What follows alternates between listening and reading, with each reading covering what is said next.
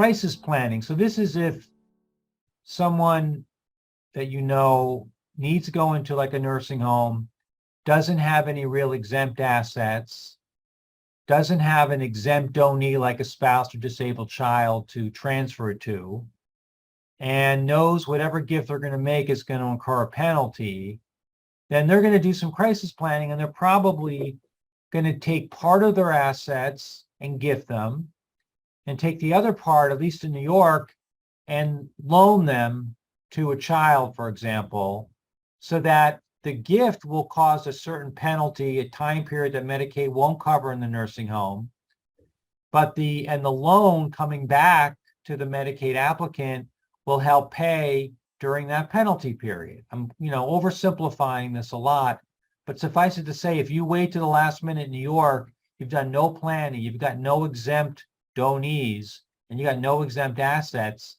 but you want to save money, you could save probably about half your assets with good planning, but you'll spend down the other half for sure. Still not a bad plan. In New Jersey, you have a very similar model.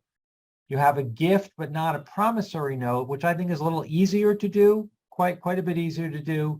You have to do an annuity, almost like a commercial annuity, which takes a lot more planning, I think. And because you need to start that penalty running and you need to be otherwise eligible for Medicaid, it's a lot harder to do in New Jersey because the resource cap is only $2,000. So I think Don and Chen lose a lot more sleep over this planning than I do, because I have such a much bigger resource cap in New York. But it's still, this kind of planning is crisis planning. There's a lot going on. It is stressful for the family and for the attorneys. I would say this is an equal draw.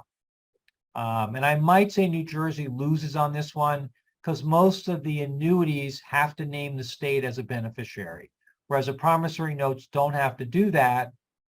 On the other hand, a promissory note can go back to an estate, and that can be a problem. So, slight advantage New York.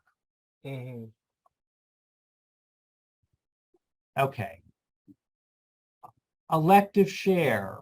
So an elective share is typically, if I have a little spat with my wife tonight over, the fact that I didn't clean the kitchen, which is probably a legitimate claim on her behalf, and she takes me out of her will, and then she dies unexpectedly, I have a right to say, I have to get a third of your estate, right? In New York, and I could have $100 million in my name, and she could have 5 million, and I can still get a third, even though I'm very wealthy, right?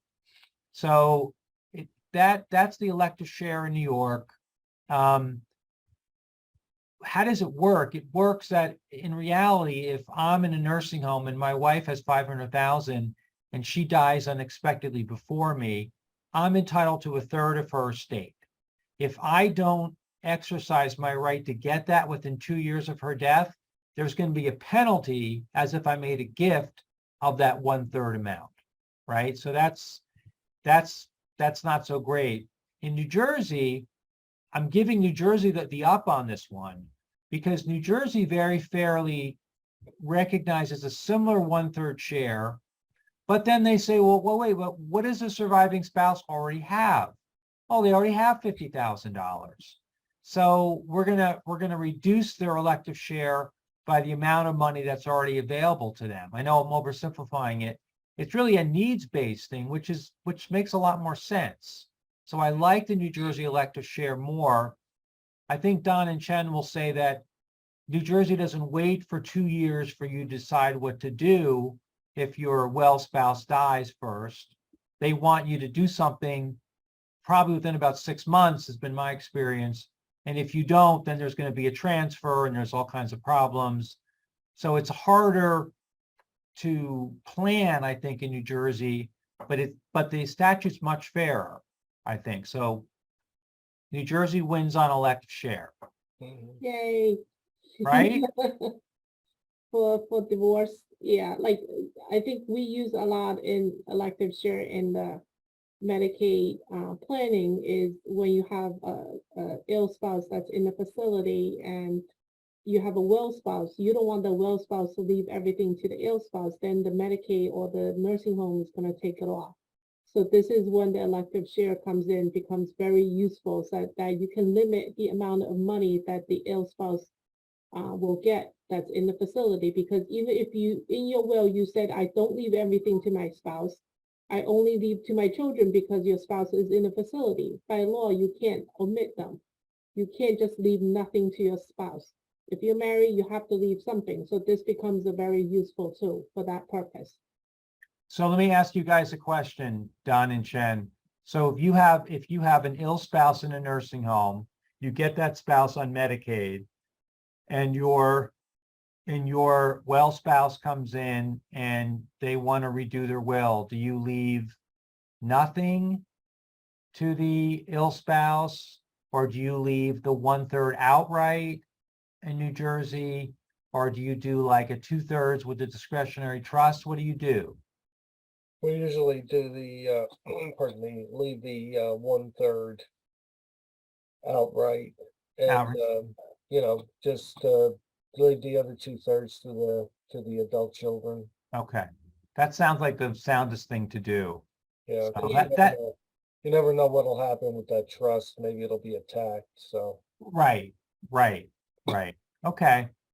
State recovery. New York clearly wins in this one. So this is a situation where you've been on Medicaid and you had an asset in your name that was exempt, like a house or something, and then you died and it went through probate.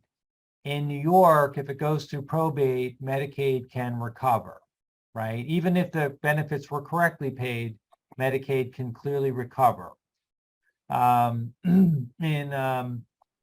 But in New York, if you, like, for example, we have a lot of cases where we have home care Medicaid and we put the house in a revocable trust, something like that, and then the person dies, there is no recovery.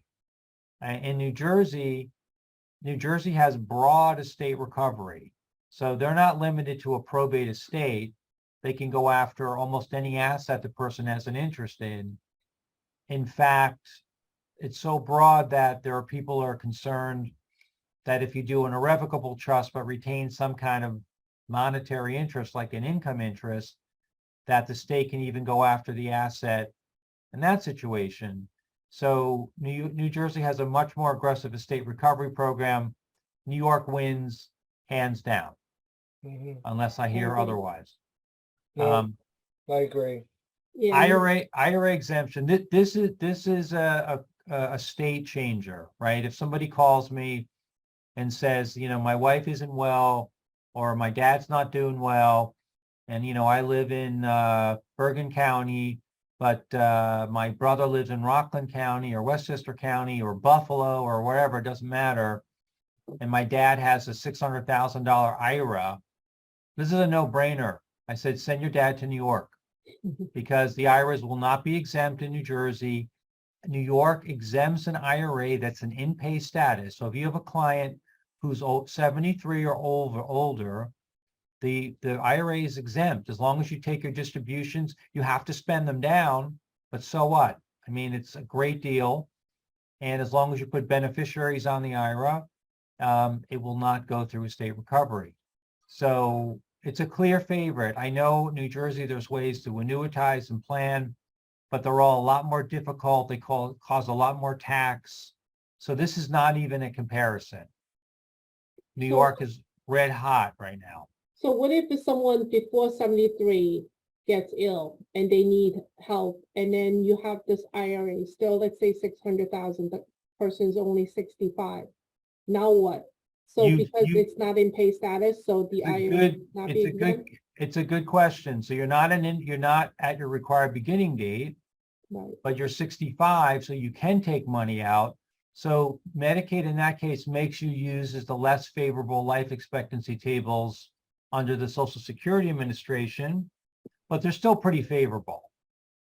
If you start taking it out what a 65-year-old would, your IRA is exempt.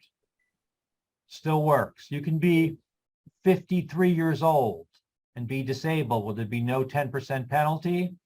You can still start taking it based on the SSA tables. IRA's exempt. So it is really a good deal. It even works if you have an inherited IRA, if you're a beneficiary of an inherited IRA. I don't love relying on that, but that works too. So if you're in doubt, come across the Hudson and join us. Don's thinking about it. Don's gonna retire in New York. Don's got that New York state of mind going on. Oh, No. yeah, I'm thinking deeply now. So, okay, the typical crisis plan, I think we've been through this. So New York, you do a gift and a note. New Jersey, you do a gift and an annuity.